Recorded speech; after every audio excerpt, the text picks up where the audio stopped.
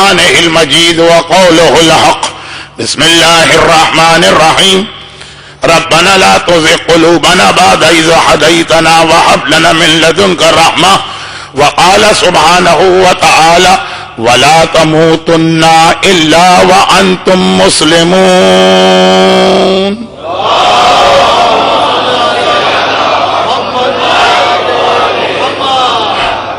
1432 ہجری کے ایام اضحیٰ کا یہ چھٹا اور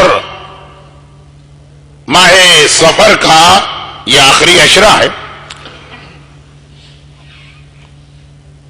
اور شارجہ کے وہ مومنین جو بڑی باقاعدگی سے میری مجالس سنا کرتے ہیں ان کو یہ معلوم ہے کہ جیسے ابھی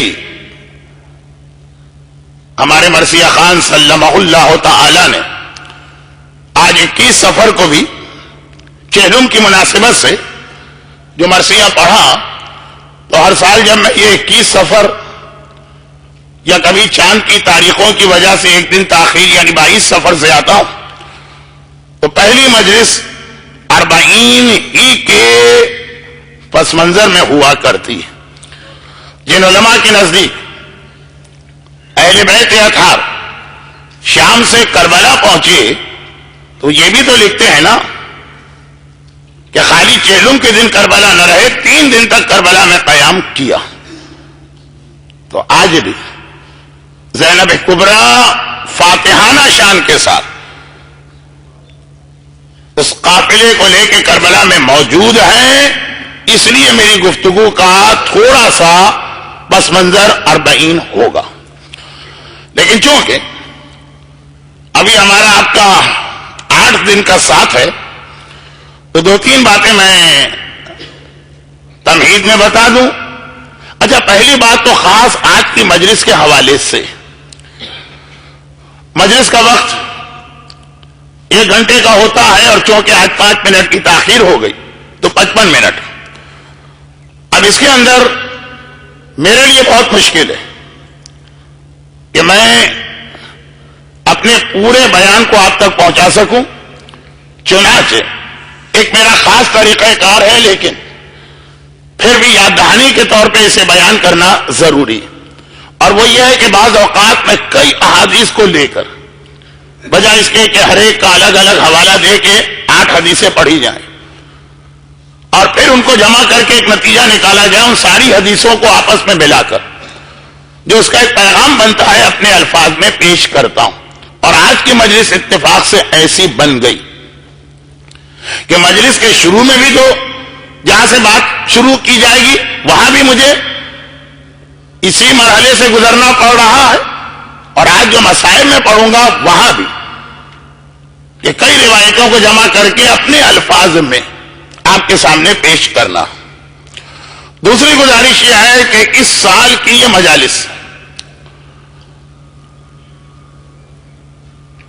بزرگوں کے لیے نہیں ہے، یعنی ثواب کے لیے وہ بے شک آ کے بیٹھے، اور 40 سال سے اوپر والوں کے لیے بھی نہیں. 1975 میں جو میں نے پہلی باقاعدہ مجلس پڑھی، ورنہ اس سے پہلے تو بہرحال پیشخانی کے طور پہ یا چھوٹی چھوٹی تقریریں میں کرتا تھا، تو معصومین اسپتال کھارادر میں پیدا ہونے والا جو بچہ تھا یہ آج کی مجلس اس کے لیے، یعنی وہ لوگ جو سن 75 سے سن 90 کے درمیان پیدا ہوئے اور پھر بڑے ہوئے. اس کا مطلب کیا؟ اس کا مطلب یہ ہے کہ آج کی نہیں، اس عشرے میں بعض وجوہات کی بنا پر میں اپنی تمام پرانی مجالس کو دہراؤں گا. تو جو بچے اس وقت پیدا ہوئے ان کے لیے ہر بات نئی ہوگی، بزرگوں کے لیے ہر بات پرانی ہوگی. کچھ ایسے اشارے مجھے ملے، تھوڑی مبہم بات، زیادہ دیر نہیں، 2 یا 3 منٹ، کہ جس کی بنا پہ میں دنیا میں جہاں بھی اشرا پڑھتا ہوں اسے اپنی زندگی کا آخری اشرا سمجھ کے پڑھتا ہوں، اور جہاں بھی کوئی مجلس پڑھتا ہوں اسے اپنی زندگی کی آخری مجلس سمجھ کے پڑھتا ہوں. تو اب یہ شمع بجھنے سے پہلے تھوڑا سا بھڑکتی ہے، تو وہ جو میری جوانی کے زمانے کی تقاریر تھی ان کو لفظ بلفظ دہرانا ابھی سے کہہ رہا ہوں. تو تو مردوں کے لیے تو آدھے مجمع کے لیے ثواب تو یقیناً ہے، موضوع میں کوئی نئی بات نہیں۔ خواتین چونکہ کبھی بھی 35 سال سے زیادہ ہوتی ہی نہیں ہیں، اس اعتبار سے ان کے لیے میں کچھ عرض نہیں کر رہا ہوں۔ اب زمانہ ہے ہمارے نوجوان علماء کا، پورا اپنے 40 کا عشرہ بھی اور اس سے پہلے بھی 2-3 عشرے ہماری قوم کے ان ابھرتے ہوئے علماء، ذاکرین اور خطبہ کے سنیں کہ آپ کو بھی دیکھیں باتیں وہی ہیں۔ اسلام تو 1400 سال سے ایک ہی پیغام دے رہا، لیکن سننے میں بھی ایک تازگی کا احساس ہوا ہوگا کہ وہی بات ہے۔ یہ ہمارے نوجوان علماء اور خطبہ جن میں سے ایک تو آپ کے سامنے موجود ہے، میں نے یہ چاہا کہ آپ کو ان کی زیارت کا ثواب بھی مل جائے، اس لیے میں نے خاص درخواست کر کے آگے بلوایا۔ اب خدمت اسلام کی یہ ذمہ داری ان کے حوالے ہے، یہ لوگ بخوبی انجام دے رہے ہیں۔ لیکن یہ جملہ میں نے صرف اس لیے کہا کہ اس سال آپ کو وہ شکایت زیادہ ہوگی جو ہر سال ہوتی تھی، تکرار، لیکن میری کچھ ایسی مجبوریاں ہیں جس کی بنا پہ میرا موضوع ایسا بنے گا۔ اور تیسری اور آخری بات یہ کہ مومنین شارجہ کو الوداع کہنے سے پہلے میں ایک چھوٹا سا مسئلہ، بس یہ بھی تیسری بات بھی پورے مجمع کے لیے نہیں، چھوٹا سا مسئلہ بیان کر کے پھر اپنے آج کے بیان پر آ جاؤں۔ اور آج کے بیان کا مقصد یہ ہے جو اس آخری ماہ سفر کے آخری عشرے کا ہمارا عنوان ہے، اس پہ بات شروع کی جائے، اور وہ یہ ہے کہ مرحوم شیخ محمد علی عامری بھی ان گواہوں میں سے ایک تھے جن کی بنا پر آیت اللہ سیستانی کی تقلید کرنے والوں کے لیے عمرے اور حج کی اس وقت اجازت ہے۔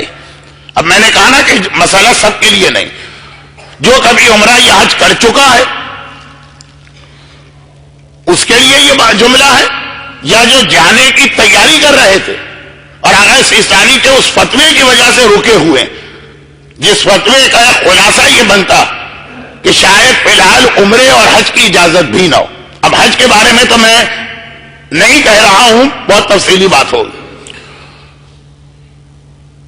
اور یہ جملے کو میں صرف 2 یا 3 منٹ میں ان لوگوں کے لیے سمجھا دوں کہ جو مسئلہ جانتے ہیں اور آ کے مجھ سے سوال کرتے ہیں کہ پھر آپ خود آغا سیستانی کی تقلید کرتے ہوئے عمرے پہ کیوں جاتے ہیں اور حج پہ کیوں جاتے ہیں۔ صفا اور مروہ کا علاقہ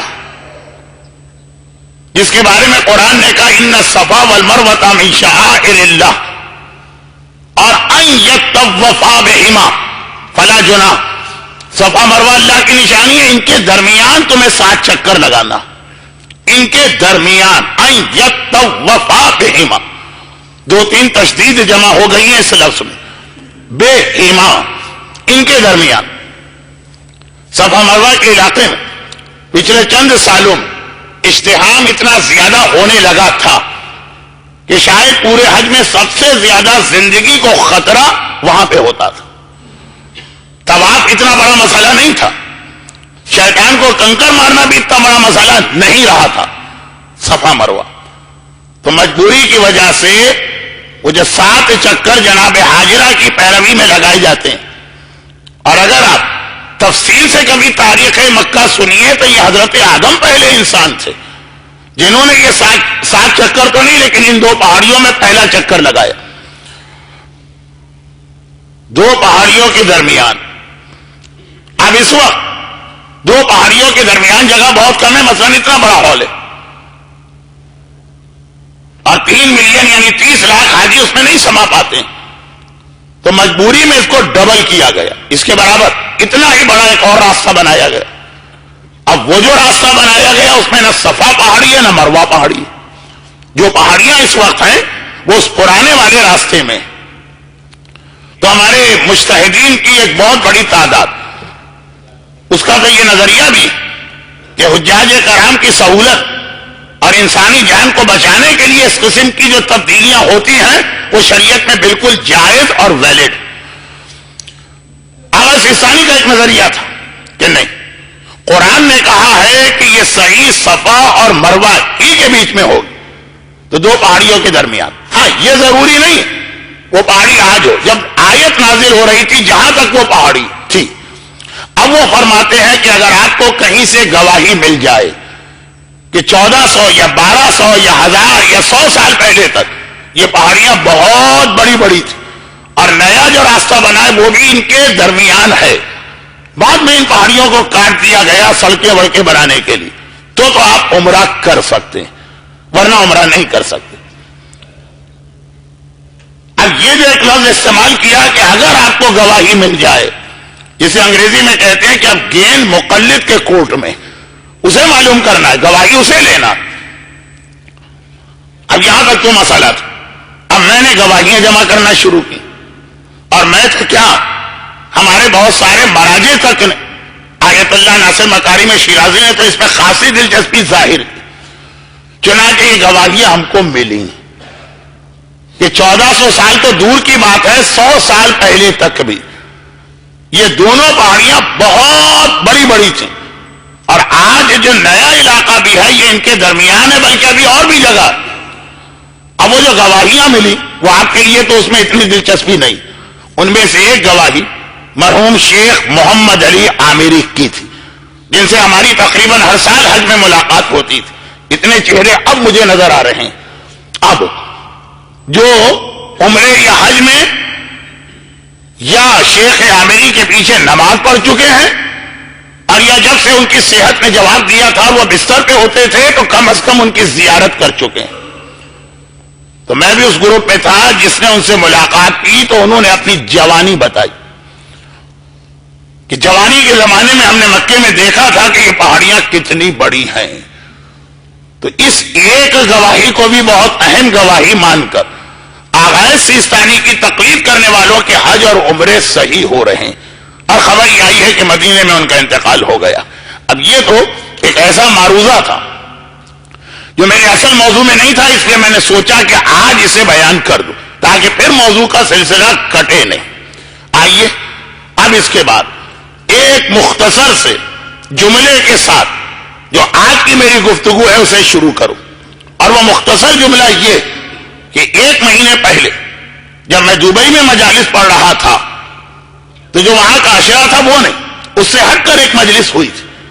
اس میں نے ایک اہم مسئلے کی جانب مومنین کی توجہ مبذول کرائی, جو یہاں بھی مجھے اس مسئلے کو آج کی مجلس میں بھی اور شاید آخری مجلس میں بھی بیان کرنا. عموماً آج دنیا میں آج کل میں جہاں جہاں مجلسیں پڑھ رہا ہوں پہلی اور آخری تقریر میں اس عنوان پہ گفتگو کی جاتی. اچھا, یہ مجلس جہاں ہوئی تھی دبئی مجمع میں کافی لوگ تھے جو وہاں موجود تھے, اور پھر ان کا ایک سوال بھی اس کے بارے میں تھا جس کا اصل جواب تو کچھ اور ہے, لیکن میں ایک اور جواب بھی اس کا آج دے کر بات کو آخری مجلس کے لیے نامکمل چھوڑ دوں گا. اچھا, یہ ایک میں نے کہا ایک جملے کی مجھے اجازت دیجیے, یہ جملہ آپ کی سمجھ میں تقریر کے درمیان آئے گا. ابھی ہم بات یہ کرتے ہیں کہ 40 صحیح معنوں میں حسین کی فتح کا اعلان 40 کا دن. دیکھیے بھائی, حقیقت میں تو حسین ہمیشہ سے کامیاب, مگر عاشورے اور 40 میں ایک فرق ہے. بعض خصوصیات عاشورے کو ہیں جو 40 کو نہیں, بعض خصوصیات 40 کو ہیں جو عاشورے کو نہیں. کچھ ایسی چیزیں بھی, اور جس کے لیے بہت ہی مختصر 2 جملے میں شاید ہر سال کہتا ہوں, آج بھی سن لیجیے. یہی وجہ کہ مومنین کرام کے گھٹی کے اندر یہ چیز پڑی ہے. اب یہ پرانا محاورہ کہ بچہ گھٹی کو کیا سمجھے گا, اور مومنین کرام کے جینز میں یہ بات شامل ہے. یہ نئی سائنسی بات ہے, اب یہ سمجھ میں آ جائے گا جینیٹک کوڈ کہ عاشورے سے زیادہ مومنین کرام 40 کو کربلا محلہ کی زیارت کو جاتے ہیں. اس سال بھی 4.5 ملین یعنی 45 لاکھ مومنین عاشورے کو تھے, اور 18 ملین یعنی 1 کروڑ اور 80 لاکھ مومنین 40 کے دن تھے. عاشورے کی اپنی کچھ خصوصیات ہیں جو 40 کو حاصل نہیں, 40 کی اپنی کچھ خصوصیات ہیں جو عاشورے کو حاصل نہیں. اور اسلام مکمل ہوتا ہے جب دونوں کو جمع کریں, عاشورہ بھی اور 40. حسین کا مشن مکمل ہوتا ہے جب دونوں کو جمع کریں, عاشورہ بھی اور 40. تو ایک تو یہ مومنین کرام کا عمل, اور دوسری بات زیارت اربعین کی جس انداز سے تاکید آئی، مومن کی 5 نشانیوں میں، ابھی آپ کل پرسوں 3 دن 4 دن سے یہ حدیث سن رہے ہیں، جس کا وقت گزر چکا ہے اس لیے حدیث میں نہیں پڑھ رہا ہوں، لیکن مومن کی جو 5 نشانیاں بتائیں اس کے اندر زیارت اربعین شامل ہے، زیارت عاشورہ شامل نہیں ہے۔ بعض اوقات کوئی پیغام سمجھانے کے لیے جملے ایسے بن جاتے کہ لگتا ہے کہ ایک کی فضیلت بیان کر رہے ہیں اور دوسرے کی توہین کر رہے ہیں۔ نہیں، ایسا نہیں، ایسا نہیں، عاشورے کی توہین نہیں کی جا رہی، اور غالباً یہ گزشتہ 10 سال کو چھوڑیے، لیکن جو میں نے اس سال اپنی مجالس کے لیے ٹائم پیریڈ رکھا ہے 75 to 90، 1975 سے 1990 کے درمیان زیارت عاشورہ کی اہمیت منبر پہ سب سے زیادہ پڑھنے والوں غالباً میرا نام بھی شامل، لیکن میں عرض یہ کر رہا ہوں کہ مومن کی نشانی قرار دے کر اربعین کی زیارت کو جس طرح سے اہمیت دی گئی، یہ انگریزی کا لفظ ہے کہ ہائی لائٹ کیا گیا، وہ آپ کو عاشورے کی زیارت میں نظر نہیں آئے گا، بلکہ معذرت کے ساتھ اس میں کوئی قباحت نہیں ہے جو بات میں کہنے جا رہا ہوں، اسلام کی نگاہ میں کوئی بری بات نہیں۔ زیارت عاشورہ تو زیادہ تر لوگ پڑھتے اپنی حاجتوں کے لیے، کوئی پرابلم پیش آ گیا، کوئی مصیبت پیش آ گئی، روزی کا مسئلہ ہے، جاب کا مسئلہ ہے، ویزے کا مسئلہ ہے، شادی کا مسئلہ ہے، صحت کا مسئلہ ہے، اولاد کا مسئلہ۔ آج جو زیارت عاشورہ اتنی زیادہ پاپولر ہوئی وہ اس لیے کہ بھائی زیارت عاشورہ سے دعا بہت جلد قبول ہوتی، زیارت عاشورہ کی وجہ سے حاجتیں بہت جلد پوری ہو جاتی ہیں۔ زیارت عاشورہ کے حیرت انگیز واقعات کتاب کا نام ہے، زیادہ تر یہی ہے کہ جی فلاں مومن زندگی اور موت کے مرحلے میں پھنسا ہوا تھا، زیارت عاشورہ پڑھی، اس کا یہ مسئلہ حل ہو گئے۔ مفاتیح الجنان میں امام زمانہ کا واقعہ بھی یہی ہے کہ ہم اس کی مدد کرتے ہیں، ہم اس کی مدد کرتے ہیں، ہم اس کی مدد کرتے ہیں جو زیارت عاشورہ، زیارت جامعہ اور نماز شب کے ذریعے سے ہم سے مدد چاہتا۔ تو زیادہ تر دیکھیں اس میں قباحت نہیں، یہ اللہ کا حسین سے وعدہ ہے، کیا ہے حسین؟ یہ 3 تو خاص وعدے تجھ سے ہیں کہ تیری تربت میں، تیری قبر کی مٹی میں ہم نے شفا رکھی، اور تیری ذریت میں ہم نے امامت رکھی، اور تیرے قبے کے نیچے جو دعا مانگی چاہے اس میں ہم نے قبولیت رکھی۔ بلکہ روایتوں میں یہاں تک جملہ ہے، راوی بھی چکرا گیا، اس وقت سمجھ میں نہیں آیا، بعد میں جب ایک راوی جاتا ہے مدینے کے اندر اور جا کے ہمارے 10ویں امام امام علی النقی علیہ الصلوۃ والسلام سے یہ اب یہ روایتیں آپ نے حال ہی میں اشرا زینبیہ کی مجلسوں میں سنی ہوں گی، اس لیے میں بہت جلدی اس کو بیان کر رہا ہوں کہ مولا اس سال میرا ارادہ کربلا کی زیارت کو ہے، میں کربلا کے لیے جا رہا ہوں، اس لیے آپ سے ملاقات کرنے آیا ہوں۔ یہ وہ زمانہ ہے کہ امام ابھی مدینے کے اندر آزاد ہیں، 7ویں امام اور 10ویں امام دونوں کی امامت کا آدھا حصہ مدینے میں آزادی میں گزرا، اور آدھا حصہ بغداد و سامرہ کے قید خانوں کے اندر اسیری میں گزرا۔ تو اب یہ آیا اور آ کر کہا فرزند رسول میرا ارادہ یہ کہ میں کربلا جا رہا ہوں، آپ کو الوداع کہنے آیا ہوں۔ امام نے کہا اچھا کربلا جا رہا، ہمارے جد کی زیارت۔ اب یاد کیجئے کہ زیارت کے حوالے سے جو پہلا نام ہمارے ذہن میں آتا ہے رکاوٹ پیدا کرنے والا، زیارتوں میں رکاوٹ پیدا کرنے والا سبھی سے، اس میں کوئی ایسا نہیں ہے کہ جس نے زیارت میں آسانی دی، لیکن اہم ترین نام متوکل کا آتا، وہ 10ویں امام کا زمانہ تھا، وہ جو ہاتھ کاٹے جاتے ہیں اور پیر کاٹے جاتے ہیں اور بیلوں کا ہل چلانے کی کوشش کی جاتی ہے، اور دریائے فرات کو قبر امام پہ جاری کر کے قبر امام کا نام و نشان چھپا دینے یا مٹا دینے کی بات ہے، متوکل ہے۔ تو سب سے زیادہ زیارت کے لیے 10ویں امام نے اپنے چاہنے والوں کو ترغیب دلوائی۔ لوگ تو چکرا جاتے ہیں نا، مولا جان کو خطرہ ہو تو حج تو حرام ہو جاتا، تو اب یہ زیارت میں بھی خطرہ ہے۔ ساری کوششیں کرنے کے بعد آخر میں بھائی متوکل نے کیا کوششیں کی؟ پہلے اپنی فوج بھیجی، اس نے اتنے معجزے دیکھے وہ حسینی بن کے آئی، پھر کافروں کی فوج بھیجی، اس نے بھی اتنے معجزے دیکھے کہ حسینی بن کے آئی، پھر بیلوں کا ہل چلانا چاہا، بیل مر گئے، اپنی جگہ سے قدم آگے نہ بڑھائے.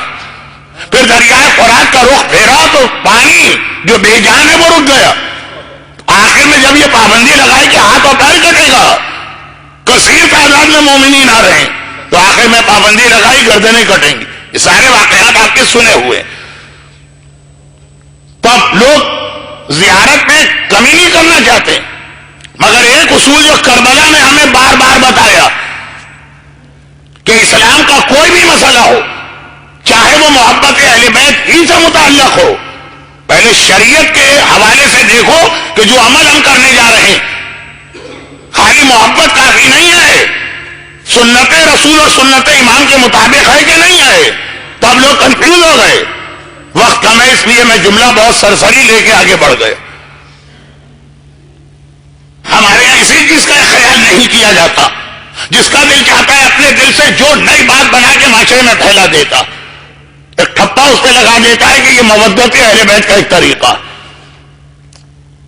یہ معصومین کے چاہنے والے، میں امام کی تو بات ہی نہیں کر رہا، ان کے اپنے زمانے کے شیعوں کا طریقہ کہ ہر کوئی نئی بات آتی ہے پہلے امام سے رجوع کرتے ہیں. مولا جان کو خطرہ، ہمیں اپنی جان کی پرواہ نہیں ہے، مرنے کو تیار ہیں، مگر دیکھنا یہ ہے کہ کیا آل محمد یا اسلام اس وقت مرنے کی اجازت دیتا بھی ہے کہ نہیں. نہ مومن کی زندگی اس کے اختیار میں، نہ موت اس کے اختیار میں. جس طرح سے اسلام کا ہے اس طرح زندہ رہنا ہے، جس طرح اسلام کا ہے اس طرح سے مرنا ہے. اِنَّ صَلَاتِي وَنُسُكِي وَمَحْيَايَ وَمَمَاتِي، میری نماز، میری عبادتیں اللہ کے لیے ہے، میری زندگی بھی اللہ کے لیے اور میری موت بھی اللہ کے لیے. چنانچہ آئے کہا مولا ہم مرنے کے لیے تیار ہیں، اگر زیارت کے راستے میں گردن کٹ گئی تو اس سے بڑی ہماری کامیابی کیا ہے. مگر ایسا نہ ہو کہ خود یہ آپ کے حکم کے خلاف ورزی ہو جائے. اجازت ہے کہ نہیں ہے.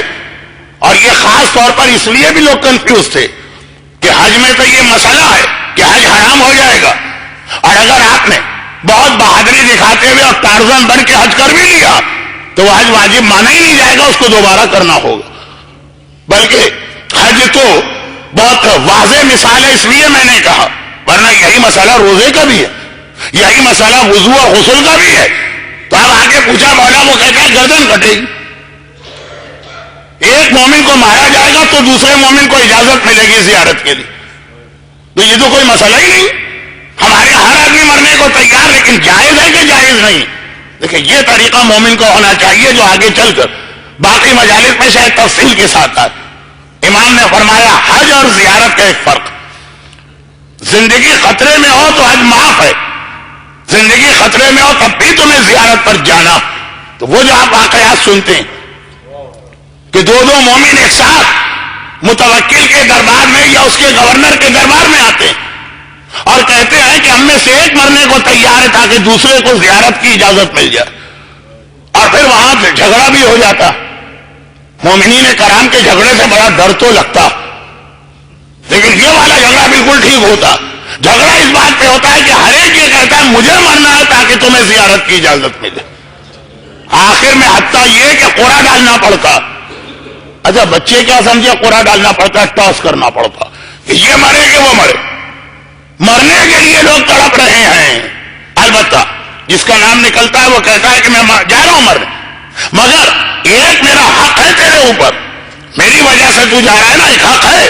جب کربلا میں آقا کی زری کے پاس جائے گا پہلے میرا سلام پیش کرے گا پھر اپنا سلام پیش کرنا. تو اب یہ سارا ماحول 10ویں امام کے زمانے کا، یہ اجازت 10ویں امام کی طرف سے آئی. تو اس پورے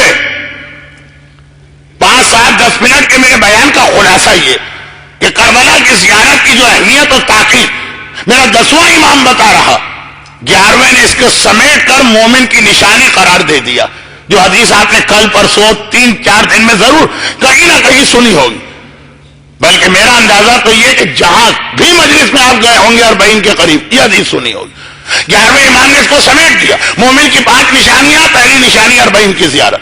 وہ چوتھے امام نے 10ویں امام باپ نے تفصیل بتائی تو بیٹے نے خلاصہ کیا. مگر وہ جو اتنی تاکید کی جا رہی ہے اس کی وجہ سے جب یہ مومن زیارت پہ جا رہا تو 10ویں امام نے اس سے کہا اچھا تو زیارت پہ جا رہا، اللہ کا وعدہ حسین کی قبر کے نیچے قبے کے نیچے دعا قبول، وہاں جا کر میرے حق میں بھی دعا کر لینا۔ اور اب اس وقت جب آپ حج یا زیارت پہ جاتے ہیں نا، جو کہتا جاتا ہے دعا کرنا دعا کرنا دعا کرنا، آپ سب سے وعدہ کر لیتے۔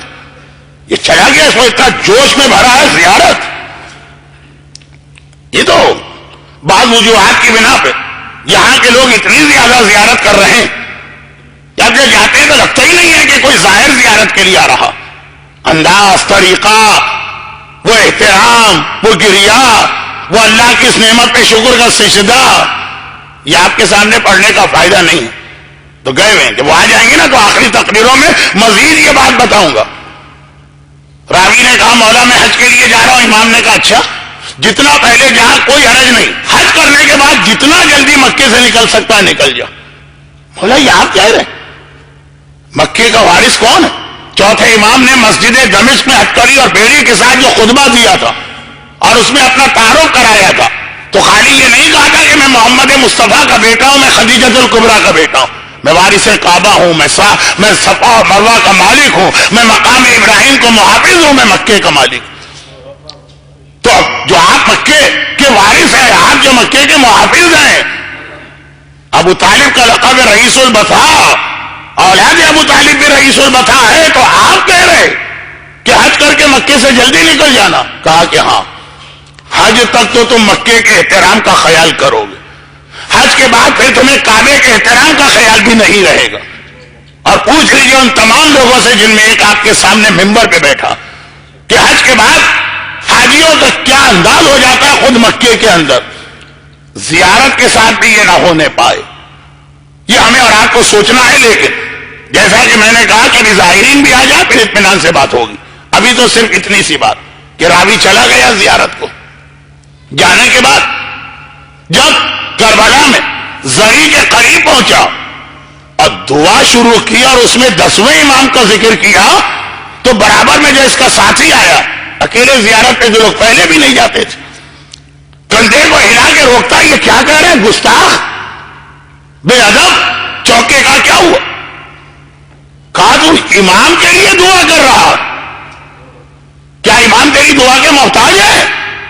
ارے خیال کر، امام کے لیے دعا۔ اب چوکا، ہاں یہ بات تو صحیح، پڑوسی نے کہا دعا کرو تو وہ دعا کرنا، رشتہ دار نے کہا دعا کرو وہ دعا کرنا، والدین نے کہا دعا کرو وہ دعا کرنا، امام معصوم، ان میں اور آخر کربلا کے حسین میں کیا فرق ہے؟ یا اولنا بھی محمد ہے، آخرنا بھی محمد ہے، اوسطنا بھی محمد ہے، کلنا یا محمد۔ یہ تو میں نے بڑی گستاخی کی۔ درود بھیجے محمد والے میں۔ یہ تو میں نے بڑی جسارت اور بے ادبی کی۔ ان امام اور امام میں کیا فرق ہے؟ جو خون ان کی رگوں میں وہی خون ان کی رگوں میں۔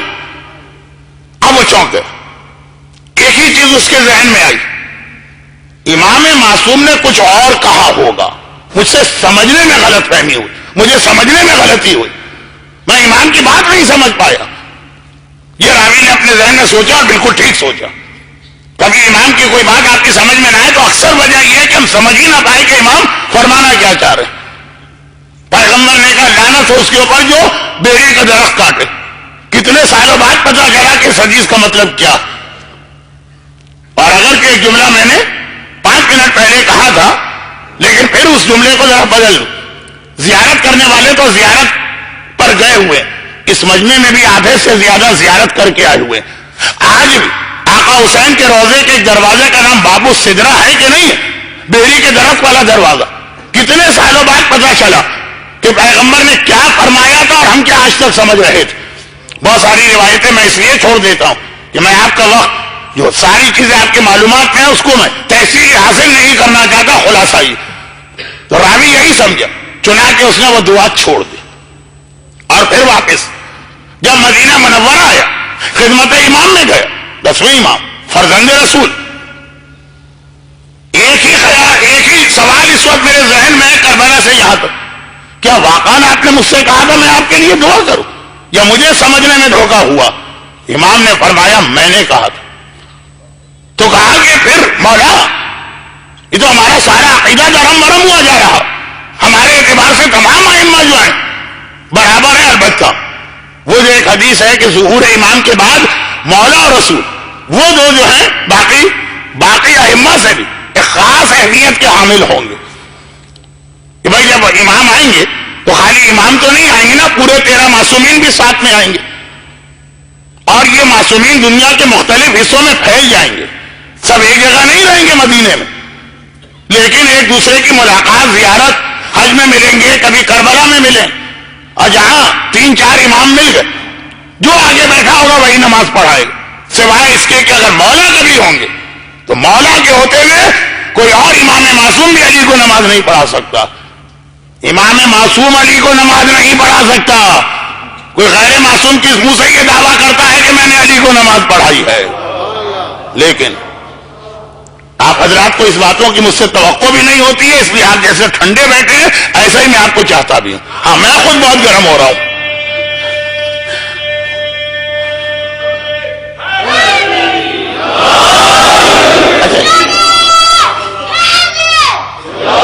ایک چھوٹا یہی ہماری قوم کا مستقبل ہے کہ نوجوان علماء اور یہ بچے نعرے لگانے والے بڑے تو بھول گئے. تو خیر خلاصہ یہ ہے کہ ایک جملہ میں نے کہا تھا وہ اتنا لمبا ہو گیا، لیکن 40 کے حوالے سے بات ہو رہی تھی تو راوی نے کہا مولا مجھے دھوکہ تو نہیں ہوا، آپ نے کہا کہ میں کربلا میں آپ کے لیے دعا کروں. امام نے فرمایا ایک بات بتاؤ، ہمارے جب رسول خدا کا رتبہ بلند ہے کہ خانہ کعبہ کا رتبہ بلند ہے؟ اچھا خانہ کعبہ کے لیے تو روایت وہ جو شہید دست غیب شیرازی نے بھی گناہ کبیرہ کے اختتام پہ لکھی ہے کہ اللہ کے رسول نے جب مکہ فتح کیا اور یہ مسلمان کعبے کے بچھڑے ہوئے 8 سال بعد کعبے سے ملے. جو کبھی نہ گیا اس کی بات الگ ہے، لیکن جو مکے کا رہنے والا، دن رات کعبے کی زیارت کرنے والا، جب ہجرت کی تو 8 سال یہ لوگ کعبے سے بچھڑے رہے. اب یہ روایت فتح مکہ کی ہے یا عمرۃ القضا کی ہے، اس بحث کو چھوڑ دیجیے. 7 یا 8 سال، مگر جب 7 یا 8 سال کے بعد دوبارہ پہنچے، درمیان میں ایک زمانہ آیا تھا کربلا کی زیارت کا سلسلہ تقریباً بند تھا. اس کے بعد جب یہ سلسلہ شروع ہوا تو پہلے سال کی عقیدت کے ساتھ یہاں کے مومنین بھی گئے تھے. یہاں لفظ بھی پہ توجہ دیجیے گا، یہاں کے مومنین بھی جو اب جو ہے بہت بڑی تعداد اب اس عقیدت سے نہیں جاتی ہے، لیکن پہلے سال سب گئے تھے. ہیں یہاں کے بھی ایسے میں نے عقیدت مند ظاہرین دیکھے کہ امام کے زمانے کے ظاہر یاد آ گئے. لیکن زیادہ اس وقت اس جملے پہ ٹائم لگانا بیکار ہے. خلاصہ یہ کہ اس عقیدت کے ساتھ کعبے کی دیواروں کو چوم رہے ہیں، کعبے کے پردے کو بوسہ دے رہے ہیں، روتے روتے گویا پاگل ہو رہے، سمجھ میں نہیں آتا کہ آخر کس طرح سے اپنی عقیدت و محبت کعبے سے ظاہر کرے. ایک ماں کا بیٹا 10 سال 12 سال 15 سال غائب ہو، بچھڑ جائے، پھر اچانک سامنے آئے، پاگل ہو جاتی ہے ماں. پیشانی کو بوسہ دے کہ ہونٹوں کو بوسہ دے کہ رخسار کو بوسہ دے کہ گلے سے لگائے کہ سر کو چومے کہ کیا کرے. وہ حالت تھی مسلمانوں کی خانہ کعبہ تو ویسے ہی ہماری ماں ہے ام القری. ایک بار پیغمبر نے یہ عقیدت و جوش سے دیکھا، تب ایک جملہ کہا کہ خانہ خدا تمہاری نگاہ میں کتنا مقدس اور محترم ہے. کہا یا رسول اللہ اس میں کوئی شک نہیں. کہا لیکن یاد رکھو مومن کی عزت اللہ کی نگاہ میں خانہ کعبہ سے زیادہ افضل ہے. جو کسی مومن کی غیبت کرتا ہے، جو کسی مومن کی توہین کرتا ہے، جو کسی مومن پہ ظلم کرتا ہے، ایسا ہے کہ 70 مرتبہ اس نے خانہ کعبہ کو ڈھا دیا. خانہ کعبہ ہمیں پتہ چل جائے کہ فلاں خانہ کعبہ گرانا چاہتا، ارے بس نہیں چلے گا، پاگل ہو کے اس پہ حملہ کریں. لیکن دن رات اپنے شہروں میں 70 کعبے گراتے رہتے ہیں. ذرا سی بات پہ مومن سے اختلاف. اب یہ موضوع ذرا ہٹ رہا، میں واپس آتا ہوں، یہ باتیں آگے آئیں گی، لیکن ابھی خاص جو میرا ایک موضوع ہے اس پہ بات آگے بڑھاؤں. آخری مجالسیں میری ہیں، یعنی یہ عشرہ، زندگی کا کوئی بھروسہ نہیں، تو مجمع کو پھر میں ایک بات یاد دلا دوں. جو نئے لوگ ہوں گے تو شاید کچھ الجھ رہے ہوں گے، مولانا چلے کہاں تھے، پہنچے کہاں ہیں، کہاں پہ گھوم رہے ہیں، ہماری تو سمجھ میں نہیں آ رہا مجلس آج موضوع کیا ہے اس کا. میں نے مجلس پڑھنے کی ٹریننگ 2 آدمیوں سے لی. اکثر کہتا ہوں ایک کراچی کے ٹرک ڈرائیور اور ایک کراچی کے قصائی. ٹرک ڈرائیور تو کراچی کے ایسے جب بیٹھتے ہیں اپنی سیٹ پر تو بس ایکسیلیٹر پہ پیر ہوتا. اچھا بریک پہ تو پیر اس لیے نہیں ہوتا کہ کراچی کے ٹرک میں بریک ہوتا ہی نہیں. وہ چل رہے نہ دائیں دیکھیں نہ بائیں دیکھیں, رکشے آئے کہ ٹیکسی آئے کہ کچھ ہے, وہ ان کا کام چلنا. ایک تو میرے انداز سے آپ کو لگ جاتا ہوگا یہاں کوئی ٹرک ڈرائیور ہی اس وقت مجلس پڑھ رہا, اور دوسرا جو کراچی کے قصائی بقرعید کے, وہ آئے آپ کے گھر, آپ کا بکرا بات طے ہو گئی ہے, گردن کاٹی دوسرے کیا چلے, اب بکرا چھوڑ کے گئے, اب آپ کچھ کر بھی نہیں سکتے. گردن تو ہم سے کٹوا دی ہے کہ قصائی سے پیسے بھی دے دیا, وہ جب آئے گا تو صفائیوں کے اس نے 70 بکرے کاٹے, پھر گھوم کے ہاتھ ہو جاتا ہے, واپس آ جاتا, پھر بکرے کی صفائی کر کے جاتا ہے. اتنی دیر آپ بیٹھے, میری مجلس میں بھی بہت سارے موضوعات ایسے چھڑ جاتے ہیں. تو خیر اب خلاصہ یہ ہے کہ ٹرک ڈرائیور بھی کہیں تو جا کے رکتا ہے نا, قصائی بہرحال 70 گردنیں کاٹ کے واپس تو آتا ہے نا, وہ وقت کب آئے گا وہ آ رہا. 70 کعبہ ہم روزانہ اپنے گھروں میں توڑتے ہیں اور کوئی ہمیں اس کا احساس نہیں ہے, لیکن ایک مومن کی عزت کعبے سے زیادہ بتائی گئی. امام کہتے ہیں میرے جد کا رتبہ بلند ہے کہ کعبے کا. بے اختیار ظاہر نے کہا, کہاں کعبہ کہاں اللہ کا رسول, کائنات کی افضل ترین مخلوق. کہا پھر جب رسول خدا عمرہ یا حج کرتے تھے تو کعبے کی دیواروں سے چمٹ کر کعبے کے سامنے کعبے کے وسیلے سے دعا کیوں مانگتے تھے؟ اب آپ عمرہ اور حج کریں گے, جب دعائیں پڑھیں گے اس میں یہ الفاظ آئیں گے, کیا خدا تجھے تیرے اس گھر کا واسطہ, کا یہ اہمیت کعبہ بتانا تھی, جبکہ ہمارا جد کعبے سے زیادہ افضل ہے.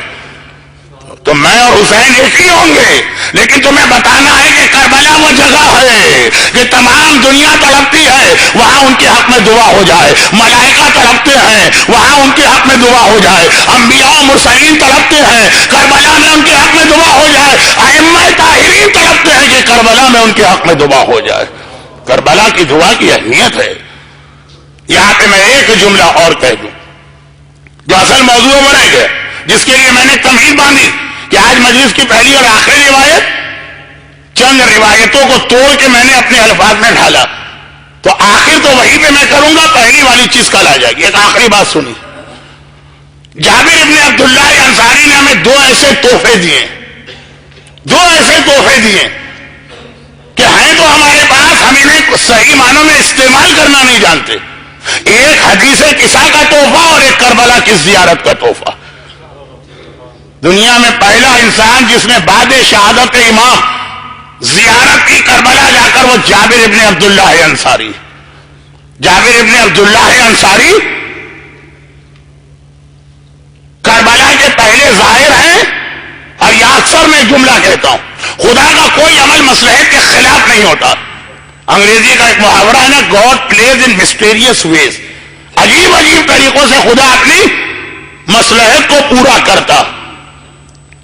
جیسا کہ ممبروں میں پڑھا جاتا ہے اور باب مقاتل میں مشہور, ایک ہی دن جابر اور اہل بیت کربلا پہنچے, لیکن چند منٹ کا فاصلہ ہو گیا. میں گھنٹہ بھی نہیں کہتا ہوں, شاید 15 منٹ کا فرق ہو گیا ہوگا. جابر پہلے آ گئے, بس کچھ بعد میں زینب کبریٰ آئی, کچھ بعد میں سید الساجدین آئے. جو روایت ممبر پہ 40 کے حوالے سے پڑھی جاتی ہے, اس کو ذہن میں رکھ کے ایک بات کہہ رہا ہوں. اسلام کی ہر نیکی پہ علی اور اولاد علی سب سے آگے آگے آپ کو نظر آئیں گے. کوئی نیکی اسلام میں دیکھ لیجیے, سب سے پہلے یا مولا علی نے اس کو انجام دیا ہوگا یا علی کی پاک اور پاکیزہ اور معصوم اولاد. پورا اسلام علی اور اولاد علی کی محنتوں کا کام, عملی اعتبار سے بھی اور قربانیوں کے اعتبار سے بھی. پہلا نمازی بھی علی ہوگا, پہلا حاجی بھی علی ہوگا, پہلا قرآن پڑھنے والا بھی علی ہوگا, پہلا صدقہ دینے والا بھی علی ہوگا, پہلی زکات دینے والا بھی علی ہوگا. ہر عبادت میں ہمیشہ اول آپ کو علی ملے گا. اقبال نے جو مسلم اول شاہ مردہ کہا تو ایسے ہی نہیں کہا, وہ میری شاعری نہیں ہے, اس میں پوری تاریخ ہے اسلام. یہاں پر اگر زینب کبریٰ پہلے آ جاتی اور جابر 5 منٹ کے بعد آتے تو سمجھ میں آتا. کربلا کی زیارت ہے, سب سے پہلے سجاد کو آنا چاہیے کربلا میں, جابر بعد میں آ. جو ہمارا طریقہ, اسلام میں امام پہلے, پھر انبیاء, پھر اصحاب, ایک ترتیب جو. لیکن یہاں پہ پروردگار نے ایک عجیب طریقہ اختیار کیا, بہت تھوڑا فرق. میں اکثر اس کی ایک وجہ اپنی عقل سے یہ کہتا ہوں میں موضوع سے نہیں ہٹا، جابر کے حوالے سے جو جملہ کہنا ہے وہ 40 کی زیارت کو مکمل کرنے والا پیغام. کل حجت الاسلام آغا رضا سے آپ نے جو سنا، آغا رضا کاظمی سے زیارت کا بیان 2 دن سے، اس کو مکمل کرنے والا آج بیان. اور وہ یہ کہ شاید ایک وجہ یہ بھی ہو کہ زیارت پر کبھی بدعت کا فتویٰ نہ لگے.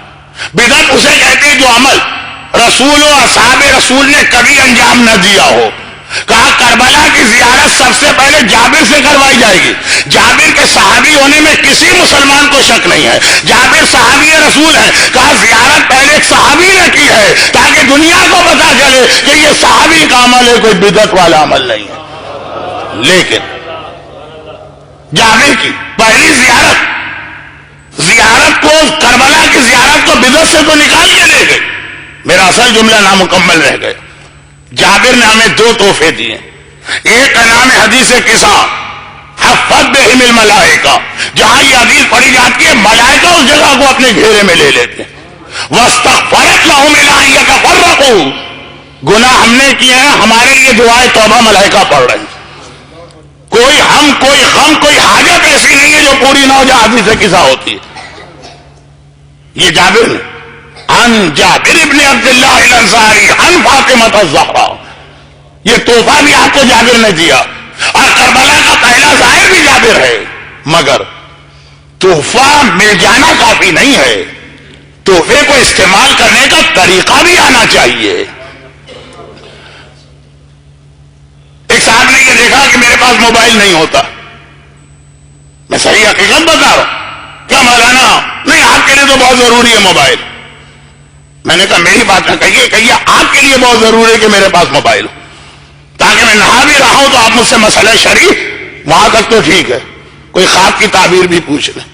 ماش کی دال آپ نے رات کو کھائی ہے، آپ کا معدہ گڑبڑ ہو رہا ہے، رات کے 2 بجے آپ نے کوئی خواب دیکھا، مولانا اگر نہا بھی رہے ہیں تو آپ کے خواب کی تعبیر ضرور بتائیں، تو اس لیے آپ کی ضرورت ہے. کہا میری ہو کہ آپ کی ہو.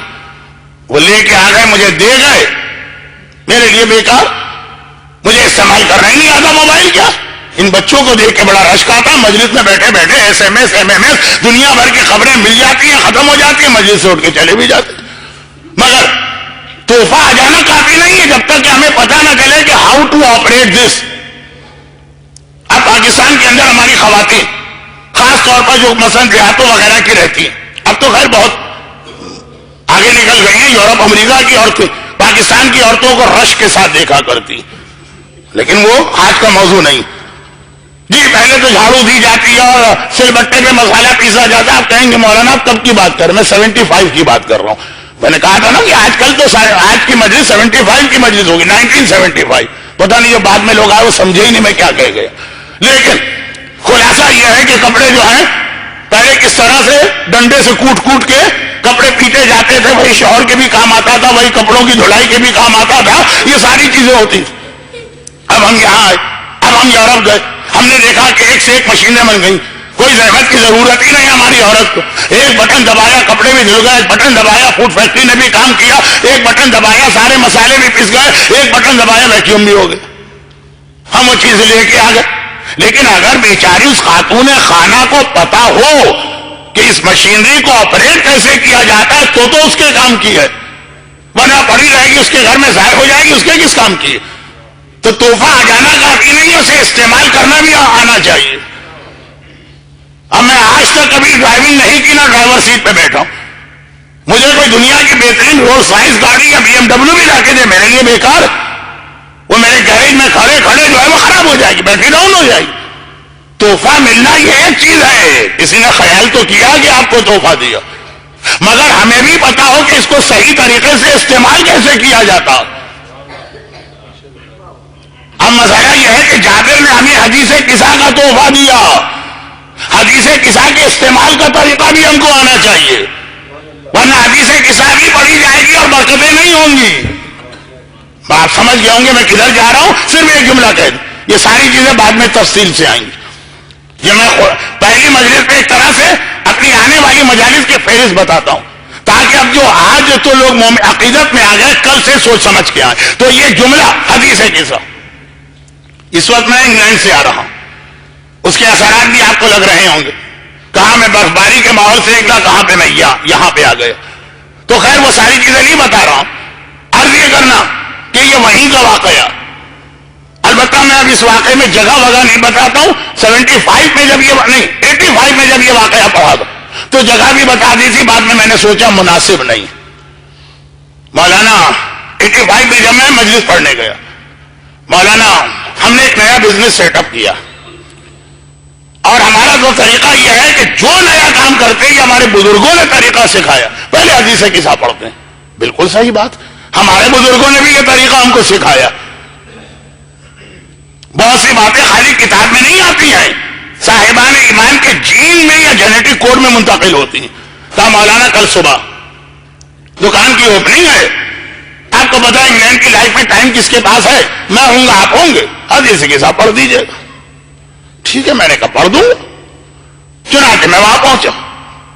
اب وہ حدیث قصہ جب پڑھی جا رہی ہے تو کیا میں نے پڑھی ہوگی؟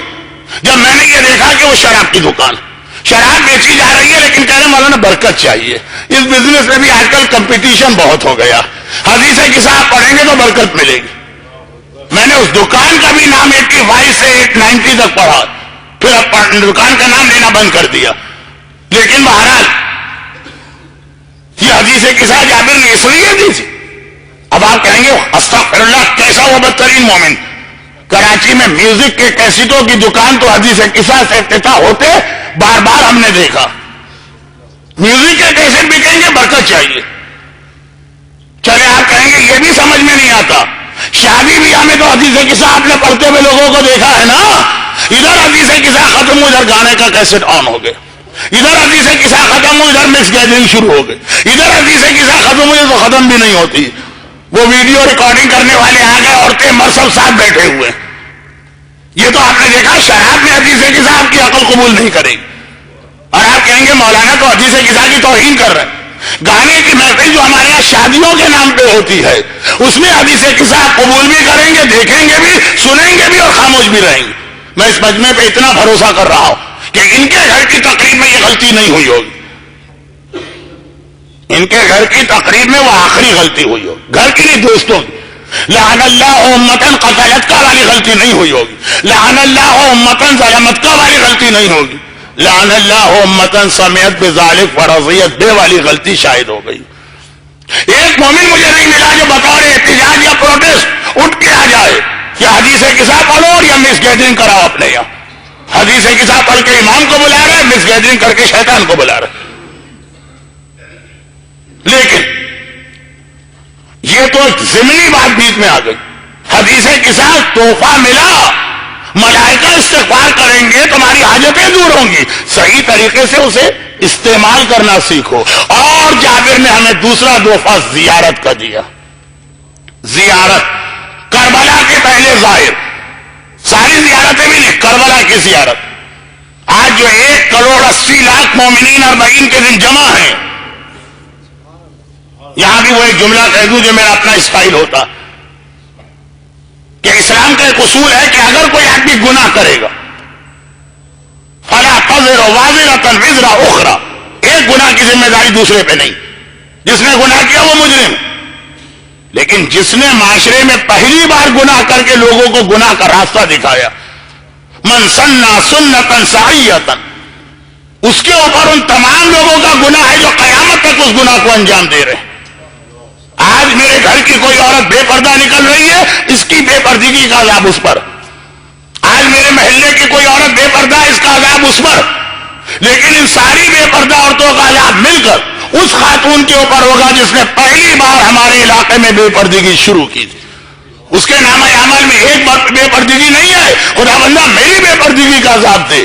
قیامت تک اس خاندان اور علاقے میں جتنی بے پردہ عورتیں اس کی وجہ سے. خربوزے کو دیکھ کے خربوزہ رنگ پکڑتا ہے, یہ گناہ کا بھی طریقہ اور نیکی کا بھی.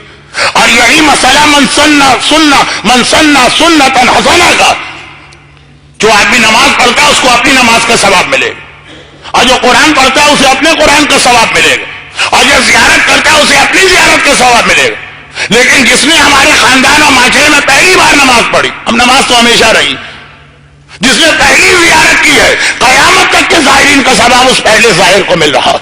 آج کے 1,80,00,000 زائرین کی زیارت کا ثواب جابر بن عبداللہ انصاری کے پاس. یہ اصول ہے.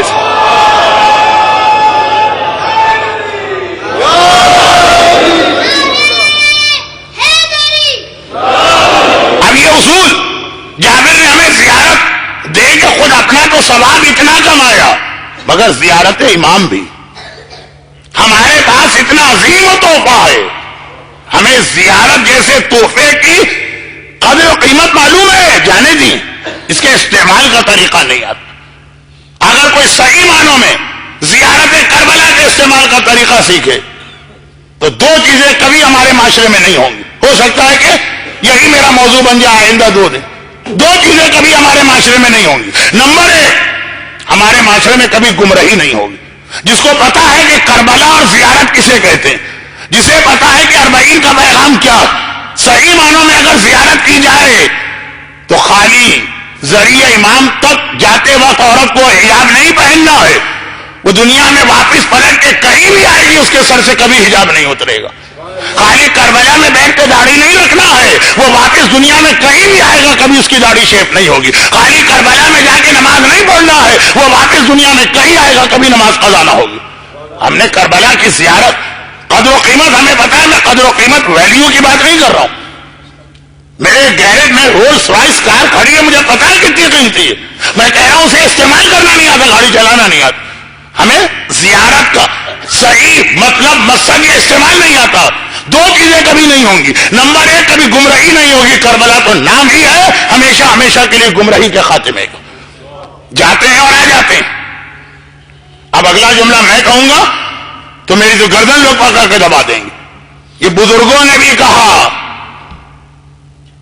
مشیر لکھنوی کا یہ شعر ہے نا جو میں ہر سال پڑھتا ہوں، ایمان لپٹ کے رہ گیا قبر حسین سے، واپس لے کے نہیں آئے ایمان، وہاں چھوڑ کے آ گئے. معلوم نہیں کہ زیارت. اور دوسری بات میں نے کہا اگر ہم صحیح معنوں میں پہچاننے زیارت کیا، 2 چیز. اور دوسری بات، زیارت کر کے واپس آئیں گے کبھی یہ نہیں کہیں گے کہ مولانا میرے گھر یا میرے خاندان میں کوئی پریشانی اور پرابلم. کربلا کا ظاہر کبھی خالی ہاتھ واپس نہیں لوٹتا.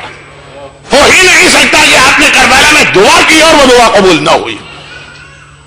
ہر ایک کا وعدہ جھوٹا ہو سکتا ہے. یہ اللہ کا وعدہ ہے کہ حسین تیری قبر پہ مانگی جانے والی دعا قبول. ایسا نہیں ہوگا کربلا سے واپس بھی آ کا مولانا. روزگار کا مسئلہ تو ایز اٹ از، بلکہ اس میں مزید 5,000 درہم اور قرضہ چڑھ گیا جو ہم نے زیارت کے نام پہ خرچ کیا تھا. ہم تو کہتے ہیں نا 5,000 لگا لو، کم از کم 50,000 تو یہی مل جائے گا. مولانا آپ گئے تھے اور آئے، کوئی صحت وحت تو نہیں مل رہی. آج کی دنیا مسائل سے بھری ہوئی دنیا. وہی جابر نے تحفہ دیا ہے.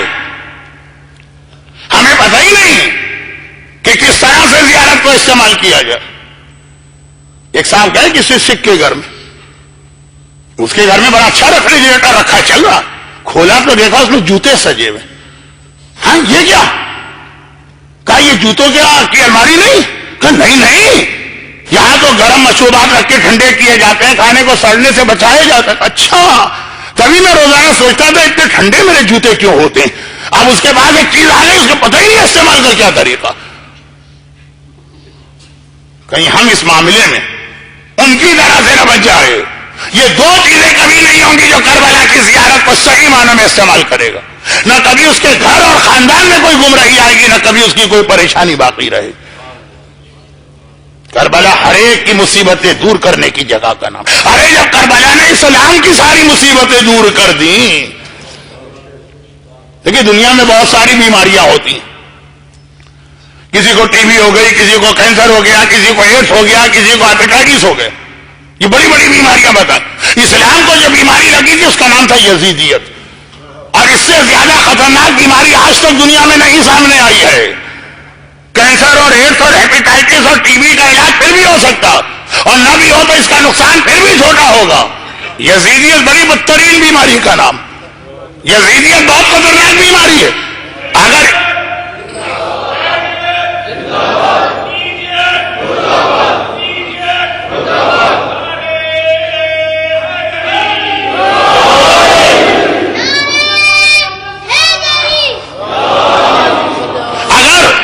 باقی بیماری 24,000 انبیاء کی محنتیں ختم ہو جاتی. کربلا نے یزیدیت کا علاج کر کے بتا دیا.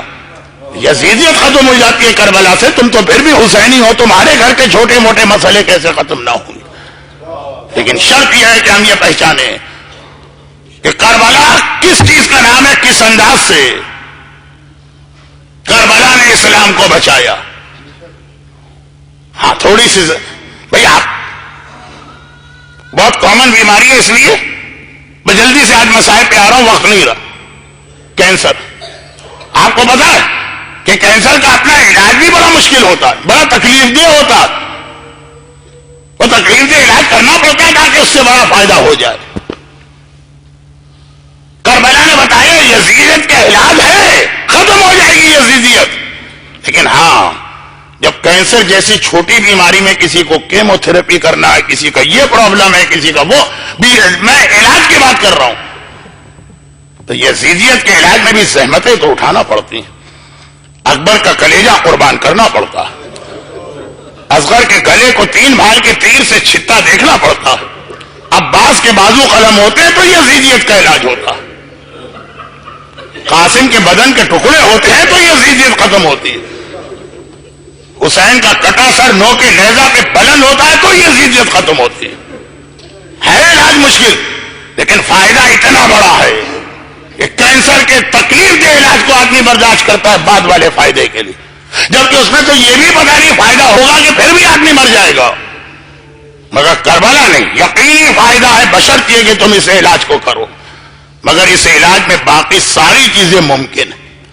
وہ بہت مختصر آج مسائل, اس میں کہ 2 دن سے آپ شب 40 روز 40 مسلسل رو رہے ہیں, اور قیامت تک ہم روئیں گے حسین پر. فَلْيُنْذِبُ النَّادِبُونَ, امام زمانہ نے کہا کہ اگر کسی کو رونا ہے تو حسین جیسے شہید پر روئے. مگر آج وقت ذرا سا کم ہوگا. بس یہ آخری جملے, یہ علاج اتنا مشکل ہوتا کہ جو روایت آپ نے کل سنی ہے 40 کے دن, میں اسی کو پڑھ رہا ہوں. جابر ابن عبداللہ انصاری اپنے ساتھی عطیہ سے کہتے ہیں کہ یہ جو قافلہ کربلا میں آیا ہے, اس میں کوئی مرد نظر آ رہا ہے کہ نظر نہیں آ رہا, یہ سب عورتیں. کہا کہ بہت ہی بوڑھا مرد نظر آ رہا, بہت ہی بوڑھا. خود جابر 80 سال سے زیادہ کے تھے. کہا جابر سر کے بال سفید ہیں, داڑھی کے بال سفید ہیں, چہرے پہ جھریاں ہیں, کمر جھکی ہوئی ہے. کہا کہ چلو لے جاؤ اس کے پاس. اس بوڑھے کے پاس گیا اور کہا کہ اگر یہ حسین کا قافلہ آیا ہے تو اس میں میرا جوان بھتیجا سجاد ضرور ہوگا. جابر کے بارے میں ایک بات کہہ دوں, بزرگ لوگ, مجلس میں نے کہی تھی نوجوانوں کے لیے ہے, مسائل کا جملہ بزرگوں کے لیے. جابر حسین سے بھی عمر میں بہت بڑے. جابر نے حسین کو گودیوں میں اٹھایا, جابر نے حسین کو کندھے پہ سواری کرائی. جابر نے اپنی آنکھوں سے دیکھا ہے حسین رسول خدا کی پشت پر حالت سجدہ میں گئے تھے. جابر نے دیکھا ہے حسین رسول خدا کی گود میں حالت خطبہ میں بیٹھے تھے. جابر نے اپنی آنکھوں سے دیکھا ہے حسین رسول خدا کے دوش پر سوار تھے. حسین 57 سال کے, جابر کے سامنے کے عمر کے اعتبار سے بچے ہیں, تو سجاد تو 24 سال کا. جابر کہتے ہیں کہ میرے ساتھی نے بتایا یہ حسینی قافلہ ہے, یہاں مجھے اپنا بھتیجا کیوں نظر نہیں آ رہا. ایک بار وہ مرد بزرگ, وہ سفید بالوں والا, وہ جھکی ہوئی کمر والا بوڑھا کہتا ہے یا جابر انا علی ابن الحسین, چچا جابر میں ہی تو حسین کا وارث سجاد ہوں. بس ایک جملہ جابر, میں نے کہا جس نے حسین کو بچپنے سے دیکھا, سجاد تو بچوں کا بچہ. کہا بیٹا سجاد اس جوانی میں تو اتنا بوڑھا کیوں نظر آ رہا. ابھی شام سے آئے ہیں, شام کو فتح کر کے آئے ہیں, مگر کیسا داغ کلیجے پہ لے کے آ گئے. جابر پوچھتے اتنا بوڑھا کیوں نظر آ رہا. نہ یہ کہا میرا جوان اکبر مارا گیا میں بوڑھا کیسے ہوں, نہ یہ کہا میرا چچا عباس بازو قلم ہوئے بڑھاپا کیوں نہ ہے, نہ یہ کہا میرے بابا کا سر نو کے نیزہ پہ بلند ہوا میں بوڑھا کیسے ہوں. یہ نہیں کہا میرا اصغر مارا گیا. کہا الشام. جابر مجھ سے پوچھتے میں بوڑھا کیسے ہوا. ہائے وہ شام کے بازار و دربار وہ میری بہنوں اور میری بھوبیوں کا ننگے سر نامحرموں کے درمیان جانا.